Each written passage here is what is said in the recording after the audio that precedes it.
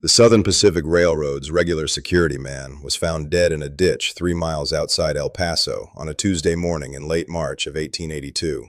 His name was Harold Fitch. He had worked for the railroad for 11 years. He was found with his boots still on and his revolver still in its holster, which told a story of its own. A man who never drew never saw it coming. Harold Fitch, 11 years of loyalty, died not knowing the freight he was scheduled to guard. 3 days later, the train was still scheduled to run. $40,000 in refined gold, pressed into bars and packed in a reinforced strongbox, was waiting in the El Paso freight office. It needed to reach the Southern Pacific Depot in Tucson before the end of the week. There were men in Tucson who had bought that gold and who were not patient men. The railroad's regional agent, a thin man named Corbett with a habit of adjusting his cuffs when he was nervous, had been adjusting his cuffs for 3 days straight. Someone sent him a name, or rather, not a name, a description, and a single sentence of history. The description: a man of medium build, dark trail coat, gray at the temples. The sentence of history: worked a Wells Fargo payroll run in 1879 through Apache territory without losing a dollar or a man. Corbett sent a message to the address he was given. The stranger arrived at El Paso Station on Thursday morning, 20 minutes before the train was scheduled to depart. He came on foot, which Corbett noticed. Most men in that line of work arrived with something to prove. This one arrived with nothing but a canvas bag and the particular stillness of a man who had learned long ago that movement attracted attention. Corbett met him at the edge of the platform. The desert heat was already building at 9 in the morning, the kind of heat that made the air shimmer at the edges and turned the horizon into a lie. He offered $40 for 3 days. He said it the way a man says a thing when he's not sure if it's enough, but he's not going to say more until he's told he has to. The stranger looked at him for a moment. Then he nodded once. Corbett opened his mouth to ask for a name, for something to put in the ledger, for some piece of paperwork that would make the whole arrangement feel official. The stranger had already turned and was walking toward the train. Corbett stood with his mouth open and his cuffs half adjusted and watched him go. He boarded the second passenger car. He chose a window seat on the east side, which put his back to nothing and his eyes toward the aisle. The train lurched forward at 9:14 in the morning, pulling west out of El Paso into the bright, brutal certainty of the New Mexico desert. He did not sleep. He did not read. He watched. The train carried 11 passengers and 4 railroad crew. The crew: an engineer named Santos, who had run this line for 6 years, a fireman, a conductor named Walsh, and a brakeman who had introduced himself at the El Paso platform as Pete Garrow. The 11 passengers included 2 traveling salesmen, a woman in black traveling with a young daughter, an older gentleman in a wool suit who was clearly not used to the heat, a cattle broker with red-veined hands and a loud voice, 2 men in clerical collars, and 3 men sitting in separate parts of the car who had not spoken to each other since boarding. The stranger watched the 3 separate men for an hour before he was certain. It was not any single thing. It was the accumulation of small, wrong details, the kind that only registered if you knew what right looked like. The first man, seated near the front, kept his hat low and his eyes moving. Not the way a nervous man moves his eyes, tracking threats. The way a man moves his eyes, who is tracking a schedule, checking positions, confirming that pieces are where they are supposed to be. The second man, seated in the middle of the car, wore a jacket that fit too well across the shoulders and too poorly in the left side, where something heavy altered the hang of the fabric. He ate a sandwich from a paper wrap and stared out the window, but he did not look at the desert. He was looking at reflections. The third man had the hardest hands the stranger had seen on anyone in a passenger car. Not the hands of a laborer, not the soft hands of a man of business. The hands of someone who had spent years gripping and pulling and fighting, hands that had been broken and healed crooked and broken again. He sat in the rear, closest to the door between cars, and he had positioned himself so that any movement in the car would pass through his peripheral vision. 3 men, pretending not to know each other, who knew each other very well. The train crossed into New Mexico territory just before noon. The desert outside the window was a hard, beautiful country. Red rock and scrub and distances that made a man feel small in a way that was not entirely unpleasant, if he was the kind of man who could bear the feeling. The stranger drank the coffee the conductor brought through and thought about the 4th problem. The brakeman, Pete Garrow. Brakemen on a working line developed a particular set of calluses. The brakeman's wheel was a hard metal instrument, and men who worked it daily developed the marks of it in specific places. The base of the fingers, the inner heel of the palm, the web of skin between the thumb and forefinger. The stranger had looked at Garrow's hands when he boarded, the way he looked at everything, without appearing to look at all. Garrow's hands did not have those marks. They had different marks, marks that told a different story. The stranger drank his coffee. The train moved west through the desert. He waited. If you have watched this far, you already understand something. He has seen the whole board. The three men in the car don't know he's seen them. Garrow doesn't know his hands gave him away before the train left the station. That is the only advantage that matters in this kind of work, and he is not about to waste it. Stay with this story. You will want to see what comes next.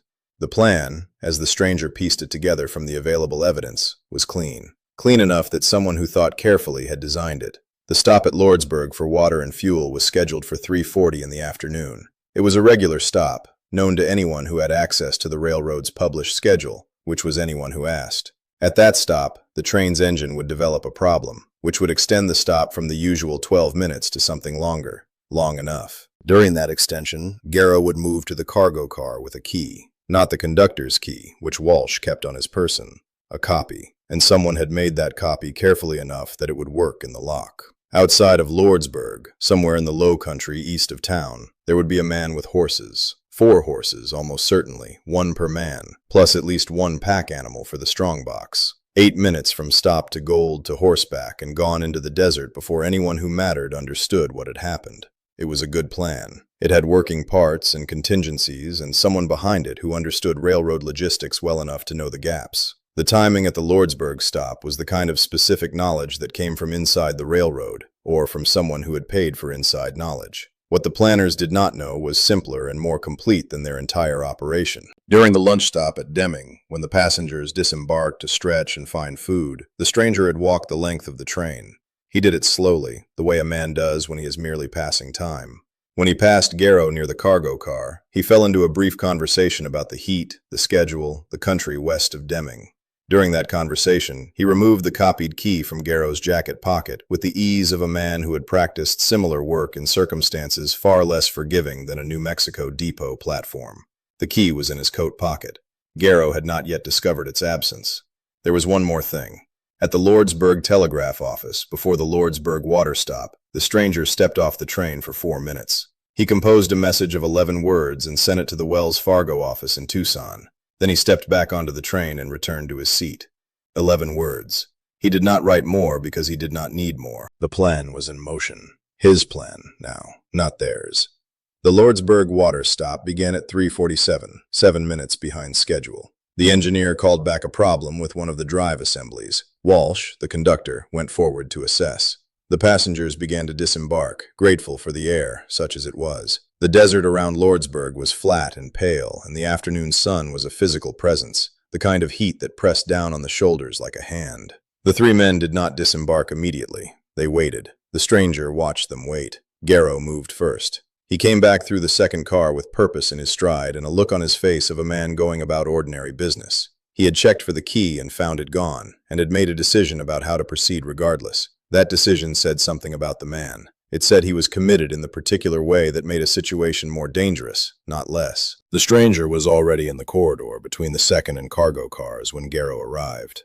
Garrow stopped. He was a large man, wide across the chest, with the kind of face that had been in a number of fights and had not always come out better. He looked at the stranger standing between him and the cargo car door, and he understood in the way that men in his occupation always eventually understood. He reached for his weapon. What happened in the next 4 minutes was precise. There is a particular economy of movement that develops in a man who has done this kind of work long enough, in conditions difficult enough, against opponents determined enough. Nothing wasted, nothing performed. Only the necessary thing, applied at the necessary moment, with the kind of certainty that comes from having already seen the outcome before the other man has seen the opening. The first man from the passenger car, the one who had been tracking positions all morning, came through the forward door into the corridor at a run, and found a situation he had not planned for. The second man, the one with the heavy jacket, came through the rear door simultaneously. There are problems that arise when 2 men attempt a corridor action from opposite ends, and find, between them, someone who anticipated both entries before they were made.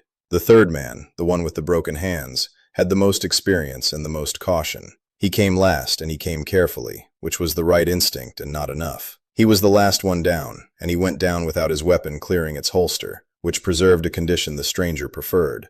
4 men on the ground, none of them dead, all of them requiring a significant amount of time to reconsider their life's choices in the custody of the Lordsburg marshal. The stranger stood in the doorway of the cargo car. The strongbox was where it was supposed to be, undisturbed, $40,000 in refined gold sitting in the afternoon heat of a New Mexico railroad siding. The desert stretched west toward Arizona, red and empty and indifferent. Somewhere out in that desert, east of the tracks, a man with 4 horses and a pack animal watched the cargo car doorway for a long moment. He saw what was standing in it. He was a man with good instincts, and his instincts told him something clear and unambiguous about the mathematics of the situation. He turned his horses west, away from the tracks, and rode into the desert at a pace that suggested he had somewhere else to be and a strong preference for arriving there. He left without the gold. That was the correct decision. Marshal Tate of Lordsburg arrived with 2 deputies 20 minutes after the train had stopped. He found 4 men in various states of incapacitation on the platform beside the tracks, a shaken conductor, a white-faced railroad agent who had emerged from the forward car only after someone confirmed twice that the situation was resolved, and the stranger standing beside the cargo car drinking water from a canteen as though he had spent the afternoon watching clouds. The marshal was a practical man. He asked what had happened. The stranger told him in 40 words, which was more than necessary and fewer than some people would have used for the part where his own name should have appeared. The marshal wrote down what he was given and looked at the space where the name should go, and looked at the stranger and decided not to press the point. There are men you press and men you don't, and the marshal had been a practical man long enough to know the difference at a glance. The 4 men in custody were transported to the Lordsburg jail. They did not speak much, and what they said was not useful. Garrow had the look of a man who was doing arithmetic in his head and arriving at unhappy answers about his prospects. Corbett, the railroad agent, came to where the stranger was standing near the cargo car. His cuffs were in significant disarray. He asked in a thin voice for some kind of statement, something for the company's report, a name, anything.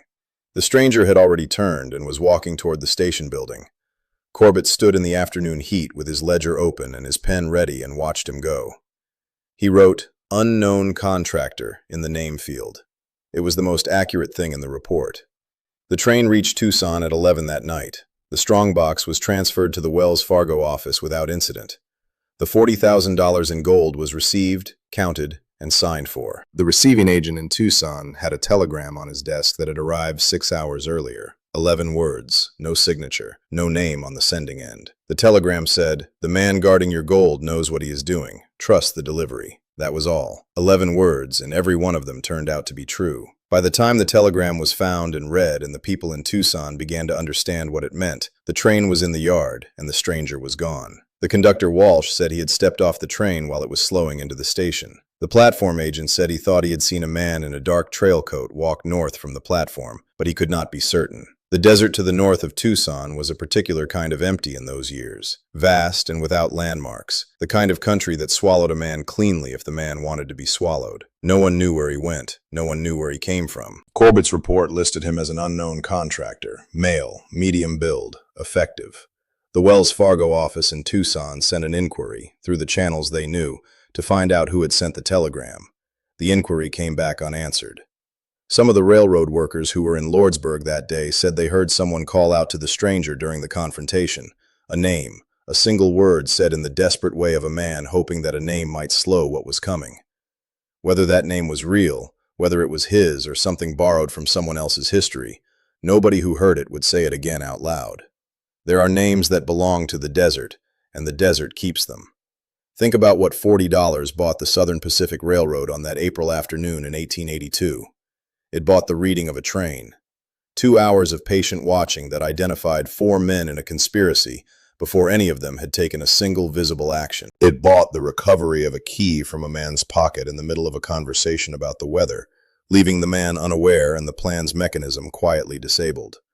It bought 11 words sent by telegram from a stop in New Mexico, setting up the resolution before the resolution was needed. It bought the understanding that the real work happens before the moment everyone else thinks the work begins. There are men who wait to see a problem fully formed before they respond to it. Those men are always a step behind. And then there is the other kind, the kind who read the trail sign before it becomes a trail, who see the shape of what is coming in the way a man holds his hands, or the way 3 strangers refuse to look at each other. Those men are never surprised, or if they are, they don't show it, which amounts to the same thing in the work they do. The gold arrived in Tucson. The men who planned to take it did not. The man who stopped them did not leave a name on any document that survived. He left only the facts of the thing, undeniable and complete, and the question that followed him wherever the stories of him traveled. Who taught him to read people that way? Where he learned to move in a corridor like that? What it cost him to be the kind of man that the railroad sends for when the regular security is found dead and the gold still has to move? Nobody asked him those questions. The asking would have required knowing where he was, and by the time anyone thought to ask, the desert had already taken him back. What story do you want to follow next? There are others like this one. Men without names in places without mercy, doing the work that history barely recorded. Drop it in the comments below. Tell us where you want to go next.